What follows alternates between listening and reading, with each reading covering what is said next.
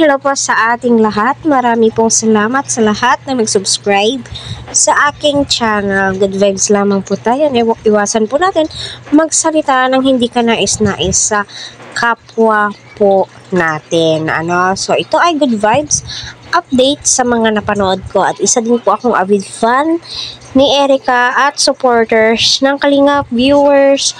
Naway patuloy po natin suportahan sila Kalingap Rab, Kuya Bal at ang buong team. Huwag po natin skip ang kanilang ads para sa ganun po ay marami pa po silang matulungan na kababayan po natin.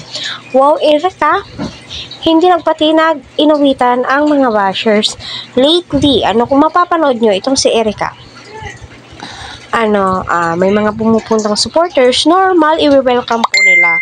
Kasi pumunta at alam naman po natin kung gaano kasikat si Erica sa YT noon nasa poder pa siya ng Kalingap. Alam niyo ba, kapag napag-uusapan yung bashers, hindi po siya apektado, hindi po siya nagpa-apekto. Kasi once na nagpa-apekto po si Erica, alam naman po natin, depress ang labas po nito. Anxiety, depression.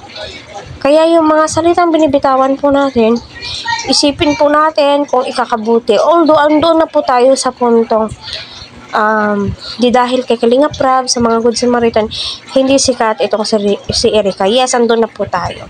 Nasa tao na lamang po yan kung alam po nila yung salitang utang na loob. Kaya, hindi din po natin maisisisi yung mga viewers kung bakit ipinapamukha kay Erica yun. So, para sa akin, suportahan na lang po natin. Kung ayaw nyo naman po, better to shout up your mouth. Diba? So, kanya-kanya po tayo ng pananaw. So, ang ganda pala ng boses ni Erica, So, may natamaan nga ba? May nainis nga ba? O may kinilig nga ba? Fears inside and all the praise in his eye. Shoots into my soul and reach me like nobody can.